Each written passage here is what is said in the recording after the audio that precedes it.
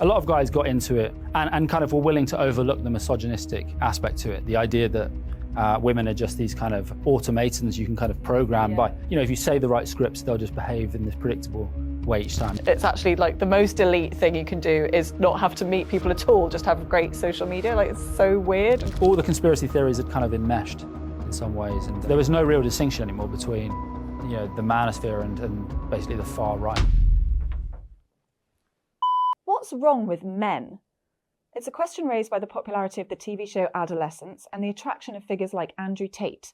And few are better placed to answer it than James Bloodworth, whose book, Lost Boys, is part memoir, part undercover investigation into the disturbing world of the manosphere, the online backlash against feminism.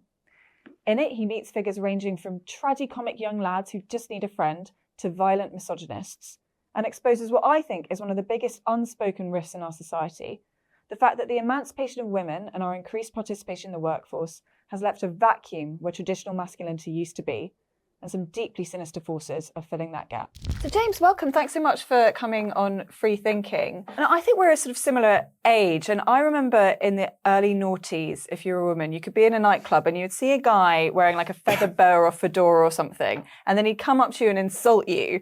You were one of these guys, right? Kind of. I didn't ever wear a feather boa. I think I had a silk shirt at one point. But yeah, and I was kind of on a low-key level, I suppose. I was one of those people for about 6 months. I was kind of interested in what those men could teach me about kind of going out to nightclubs and chatting to women. And it turned out it was insult them. Yeah. And this starts with the book, The Game. So just take us back to there, where this kind of whole pickup artistry scene started from.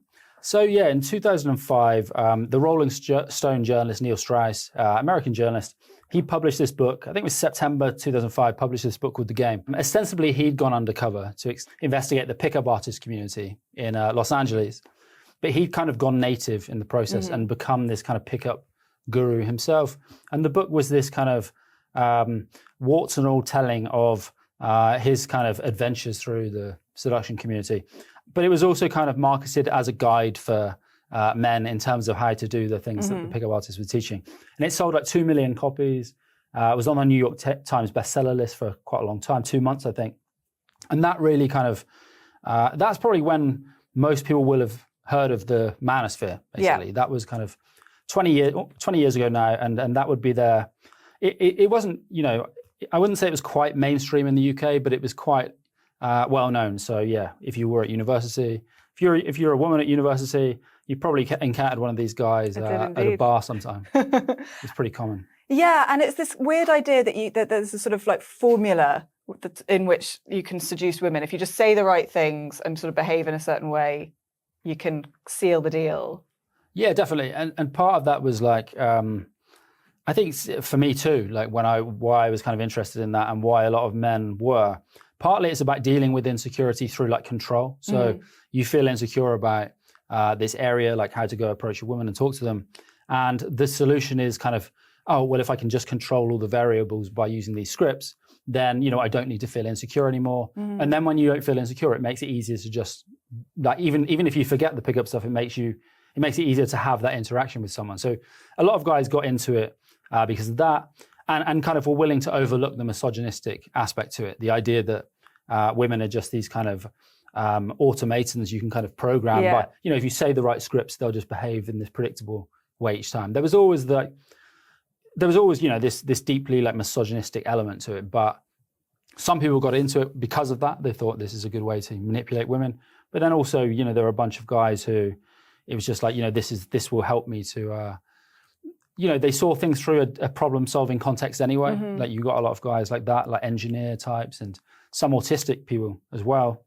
And this was kind of this idea that, if you just follow these steps, then that will fix this problem for you. And they thought, well, if it works in other areas of my life, maybe it will work for this as well. But it was obviously pretty misguided in hindsight. But at the time it was, I don't know, it seemed kind of compelling to some of us for some reason. I think what I find interesting about your book, so you kind of revisit this scene some years later, and the sort of student becomes the master, and you become a kind of a tutor of some of these men and how the scene is changing. You make it seem like the kind of early noughties pickup scene is kind of quite innocent and sweet, really, and vulnerable compared to what it's like now. Tell us a bit about your experience of revisiting this scene for this book.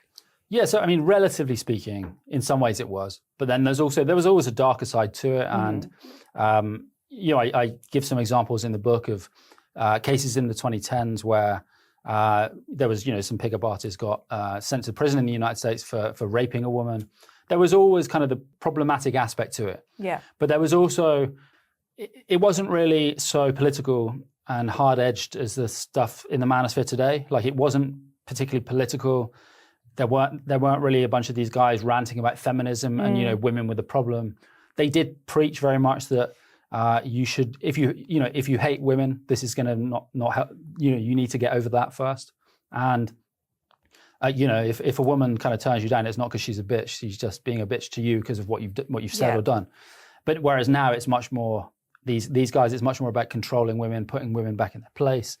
And getting back at women and getting revenge for what they see as this society where men basically languish under the boot of feminism. And you see people like Tate preaching this message on the political side of it, but then also even in relationships. So it's that you shouldn't let your girlfriend or wife or whatever have male friends. You should basically veto if she's wearing not enough, in your opinion is not enough clothes when she goes out and stuff. So it's about controlling women again, whereas before it kind of was about that with pickup artists. I don't want to whitewash it, but it was more about turning yourself into like the object of female desire or whatever, whereas now it's also much more about impressing men, and women are like the trophy objects in that kind of view of the world. And it actually has a whole sort of, it is like a political ideology with set texts and so on, which is called the sort of red pill. Doctrines, sacred tablets, and all of that stuff. Yeah, explain a bit more about the, I don't want to call it intellectual, but the underpinning, the red pill doctrine that underpins all of this. Yeah, it's so pseudo-intellectual. Yeah. I would really call it. It's kind of parasitic on evolutionary psychology, evolutionary biology, market economics in some way. Like they talk about dating and romance as like a dating economy, and they see yourself as like a product in that world. The pickup artists used to see them like this as well, where you market yourself, and if you've got to adopt certain traits that are valuable in that market or whatever. It kind of very reductive in that way. But the red pill more now is.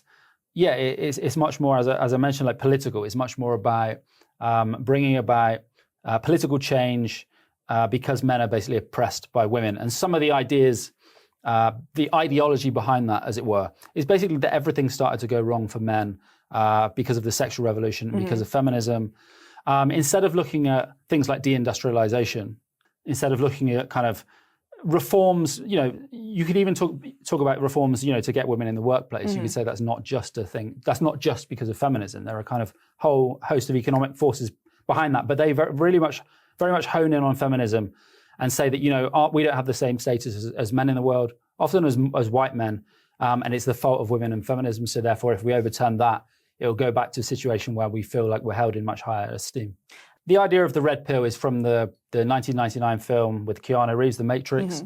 So in the film, Neo, the protagonist, is offered a red pill and a blue pill. And if he takes the red pill, he will learn the truth. And the truth in the film is that the world is basically a computer simulation, and we're all living in this computer simulation. But if he takes the blue pill, he'll kind of continue in blissful ignorance. And the manosphere transposed this metaphor onto the world of men and women, basically. And if you take the red pill, most men are blue pilled. They would say most men kind of walk around blithely ignorant of what's really going on.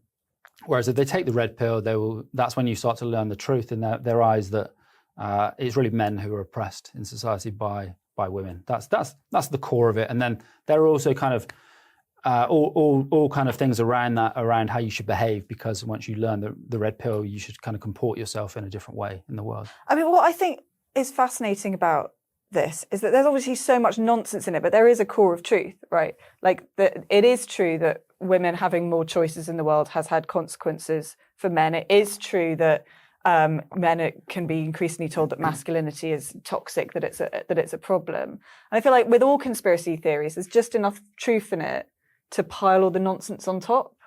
Yeah, so the manosphere generally is kind of parasitic on certain things, changes that have happened in society, and so men's relative loss of status compared to women, and relative loss of status. So men in some ways have lost the kind of the old identity of provider, protector. Yeah.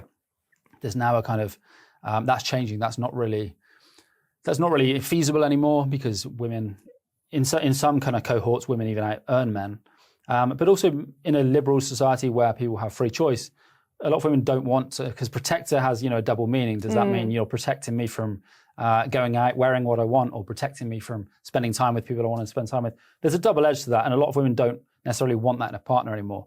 So this was always an issue with what attracted people to the pickup artist world, because some of the old dating customs, romantic customs like courtship and also the social pressure on women to get married young, that had kind of dissipated in by the 90s and early 2000s, and the pickup artists about kind of navigating that world, some of them. So you'd see people on the forums who have relatively innocent seeming questions like, how do I ask someone out? What's the kind of process? How soon in a relationship should we sleep together? Is it like, what's the norm now? Because all those kind of old norms had fallen away. So that's part of what attracted men to that, to navigate that world. And also, with the red pill manosphere now, you do have men who feel discombobulated by, what is my identity supposed to be in this world? Where do I derive status and identity? And the manosphere is like an easy answer to that. It will say, oh, well, it's just this way because women are hoarding all the treasure and women want to wear the trousers. So, you're nothing. Modern society doesn't need you.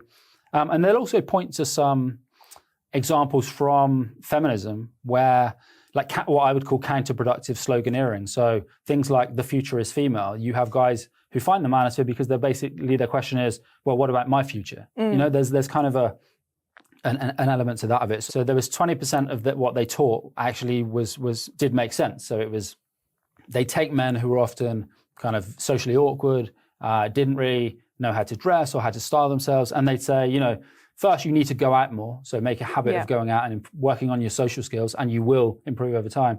And also just giving people a harsh appraisal of basically how they were carrying themselves in the world. And so that then led men into this deeper ideological world, which, as I say, there's 80% of it was kind of negative and misogynistic. But with a lot of conspiracy theories, there's a kernel of truth to one aspect of it, or there's a reason people gravitate to it. So distrust in institutions, for example.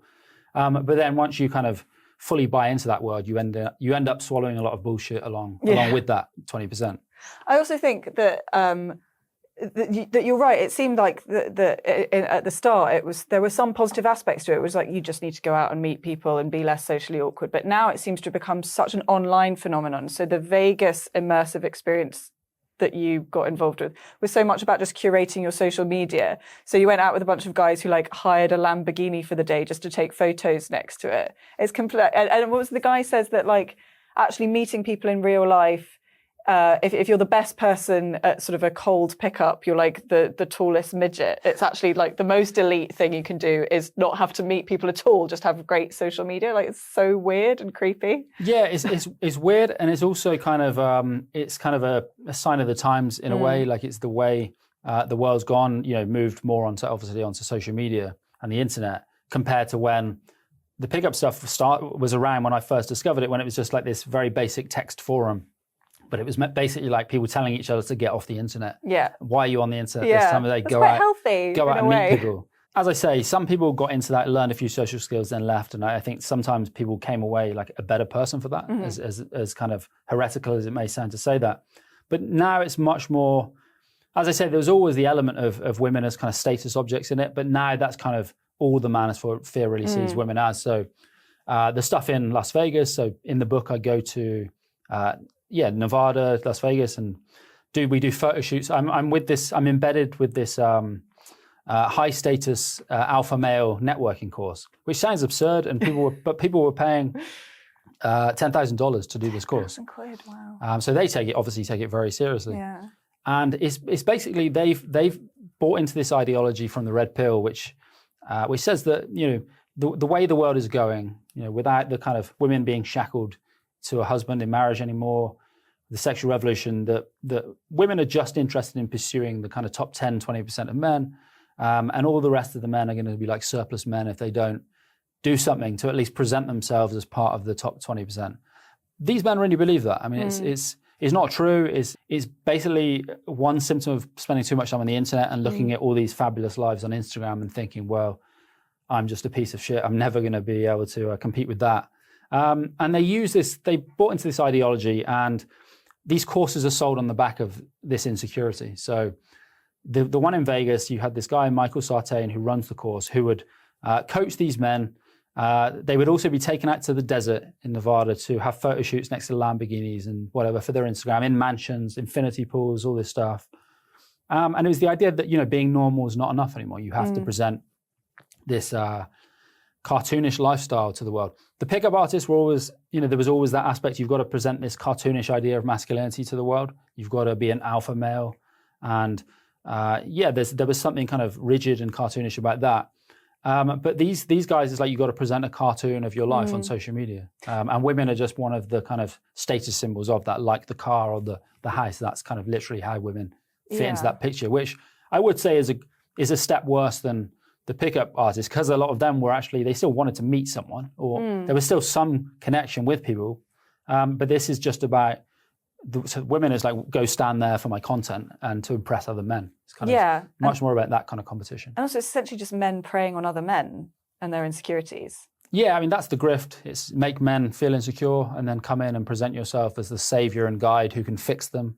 So, I mean, there's always been different markets have always done that to some extent. So it's catering to the need, but then sometimes, exacerbating the way they feel insecure or something. So it's like, well, we can fix you with this product. But the manosphere really kind of amplifies that.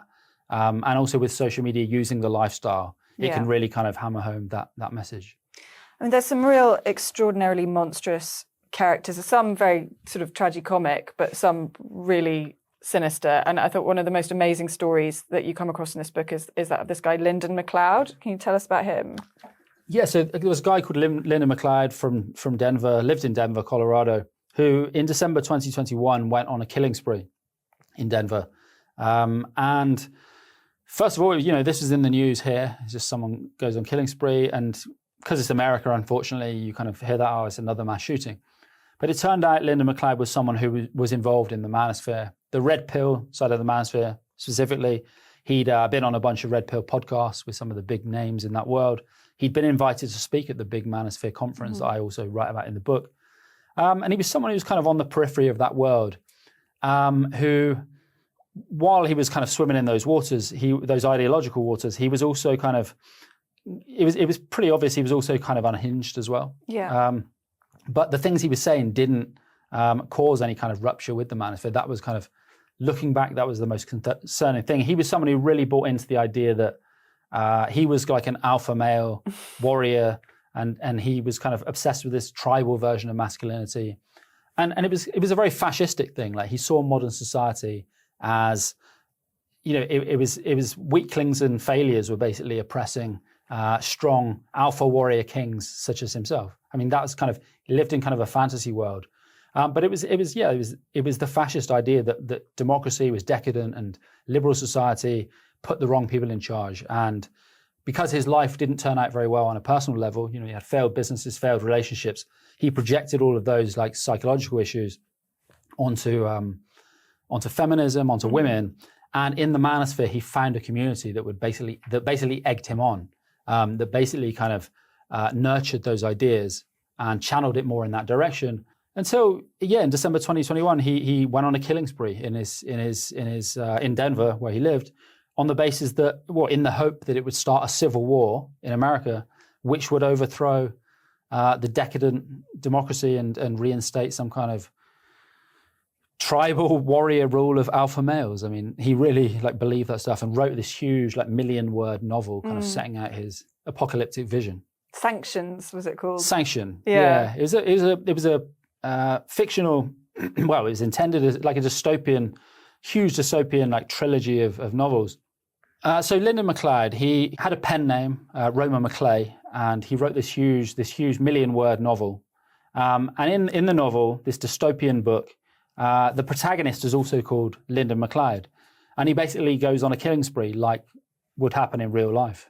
And this was kind of men in the manosphere had read it, or at least claimed to have read it.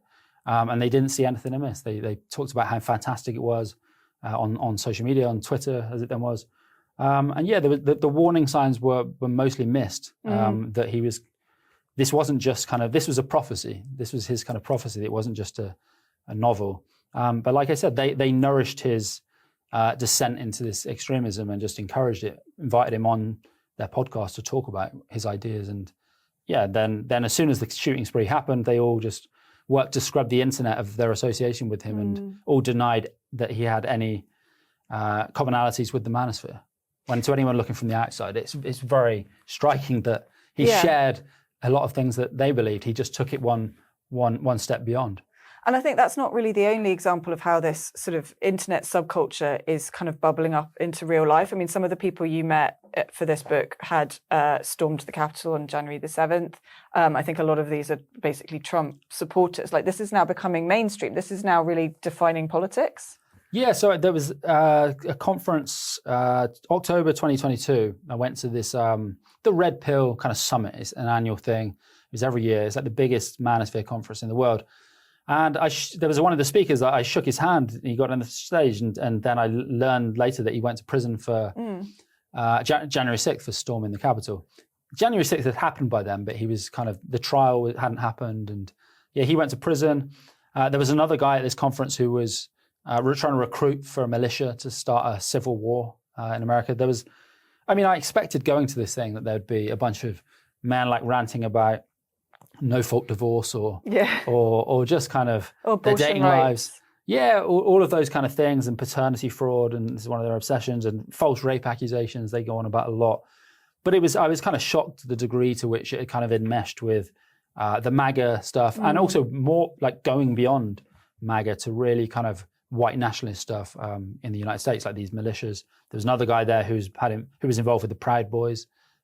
He was one of the speakers, and he'd also killed someone. This guy had actually killed someone, and his speech was, these people. He'd killed someone in a car drunk driving when he was younger, and he'd gone to prison. And the guy was 19 and died. And then he was touring the manosphere, giving these talks about how prison changed him and how he was this new man, and presenting himself as a model for alpha male masculinity, and how he had learned all these lessons.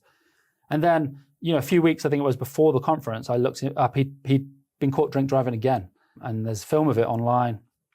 So he obviously hadn't learned. It's just a grift. He's just a grifter. Yeah. He hadn't learned any lessons. There was anti-Semitism, so there was a lot of stuff.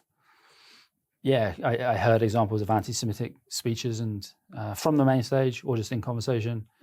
Yeah, it was all the conspiracy theories had kind of enmeshed in some ways, and there was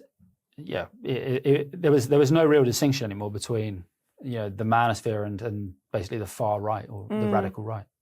I mean, I'm interested in your analysis of the politics of this, because you come at this from the left, I think, and you talk a bit in the book about how this is a consequence of some of the contradictions in capitalism and market forces, and you've talked about that a bit here. I'm just interested in what you think the solution is, or how you think we got here, and what you think the answer is.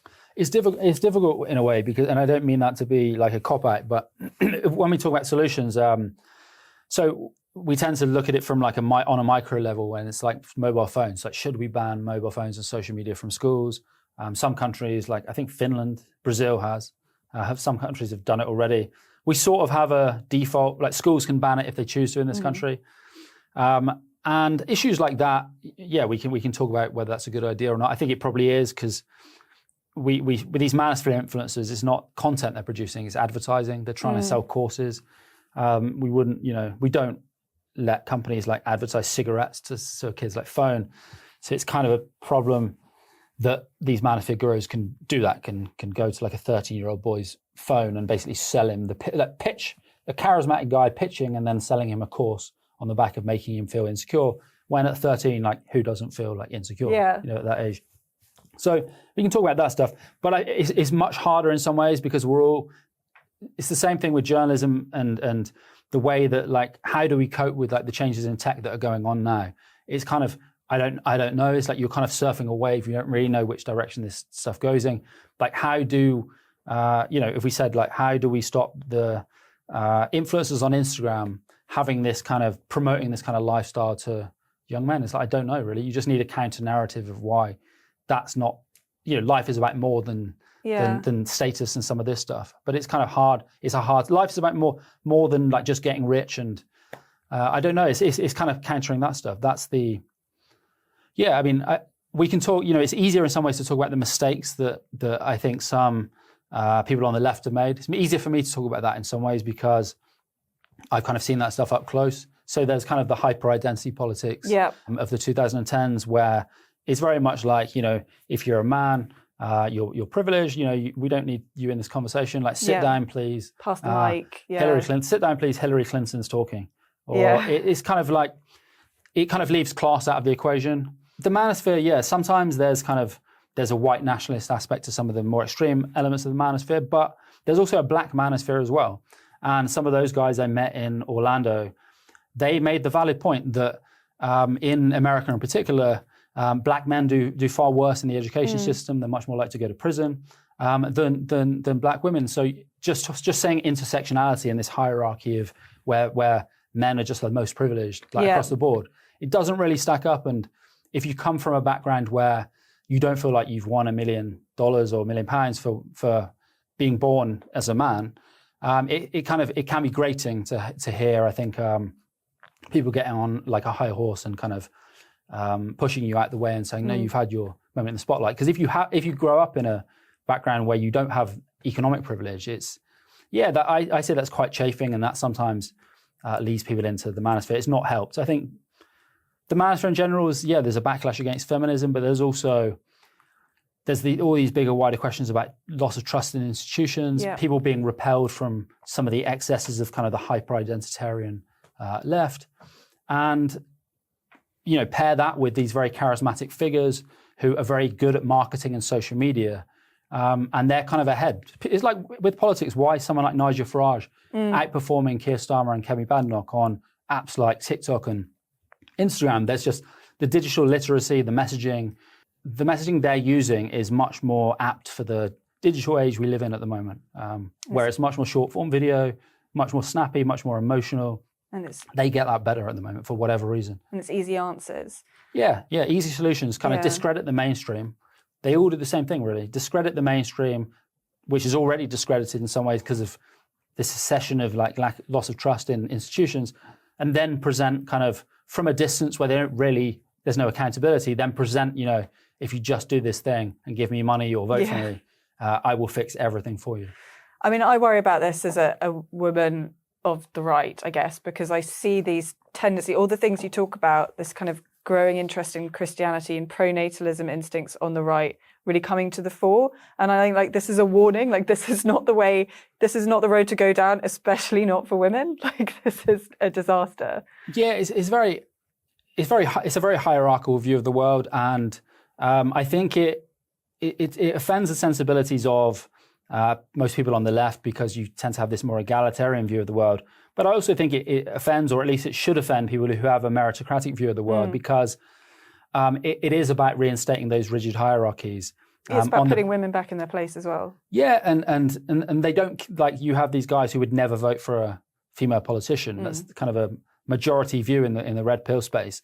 So it's like however good women perform, however well they do, is still never going to be enough for these people because they say that intrinsically women are incapable of basically performing on the same level as men because they're overly emotional. They're not motivated by logic, and they have all these rationalization for all of these views. At the end of the day, they know, like, these movements. They know they kind of lost the argument in, like, fundamentally in like the 90s and 2000s and in the mainstream at least, and even before that. And they've lost that argument about, when they try and justify these things on the basis of people's sex or genetics. It doesn't really stand up anymore. Like, most people in the political mainstream believe that someone should have kind of a fair crack of the whip, and wherever they come from and stuff, they kind of lost that argument. But that's why you see them kind of more making these much more anti-democratic arguments now and venerating like January 6th and joining organizations like the Proud Boys, where they see democracy as having failed completely, and we just need to, get back to this system of hierarchical rule. And there's countless examples of it online. And I think you see that cross-pollination in the UK to some extent, at least on the internet now, where you have these online figures using much more kind of incendiary rhetoric about things like multiculturalism as one example, or relationships between men and women. I kind of want to end this on a positive note. Sorry. I feel like there are some sort of redemptive stories in this book. Some of these men are clearly just looking for human connection. Is there anything you can say about that might cheer people up at the end? Yeah, it is a pretty bleak book in some ways. Sorry to be the bearer of bad news, but a lot of it is like getting off the internet. It sounds such a that's the lesson. Trite thing to say in some ways, but you have these people imbibing these ideas based on things they're seeing through screens. So the idea of the 80-20 rule, like really common manosphere trope. It was even mentioned in Adolescence, the Netflix show. The idea that women are just all of women basically are just pursuing 20% of men. This stuff they get from dating apps. They have a poor experience on dating apps. They see all of these ostentatious lifestyles on Instagram, and they transpose that to the real world and say, well, what these gurus are saying must be true. Whereas if you actually go out and spend more time outside, have more try and make more friends. Obviously, it's easier said than done sometimes. You see all kinds of different couples. It's not really true. But it's a lot of it's screen time and then feeling insecure because you're looking at these wonderful images on Instagram, and then you have these gurus who really like hammer down on that point, like yell at these kids like a drill sergeant and say, no, what you're feeling is real, and it's because of, then they channel it into some grudge. So getting people to spend less time on, how do we do that? That's kind of a huge question as well. And I think there's more conversation about it now. There's more awareness that, at least among like my friends and people I work with, there's more awareness that the tech and Silicon Valley is really tapping into something it's really kind of tapping into some glitch in our brains and like getting us to just keep on scrolling and stuff. And so like people are exercising a bit more, free will with that stuff. I think so. Yeah, awareness of that. Hopefully that will get us to spend less time watching these gurus and influencers. Yeah, and I think recognise that they don't own that Lamborghini. They've hired it for a photo shoot. Yeah, that's what I was trying to do with the book, like puncture the bubble. So it's, Susan Sontag once defined camp as failed seriousness. And the more you kind of see these kind of people, these projecting this kind of cartoonish persona and trying to be serious, but it's kind of not the kind of, it becomes comedic and pitiable, and you see this is just a big grift. So I did meet men who came out the other side and realized that it was all just people trying to scam them for money. I think kind of honing in the side that there are these people on the internet trying to fleece you. Yeah. And it's they have to, if you may not trust traditional institutions, but also don't trust these kind of this new world of influencers, because they're probably trying to scam you even harder. I think that's a great note to end on. Get off the internet. Although do watch Free Thinking and subscribe and visit citym.com/opinion for more thought-provoking opinion. Thank you very much, James. Thanks for having me. Thanks for coming.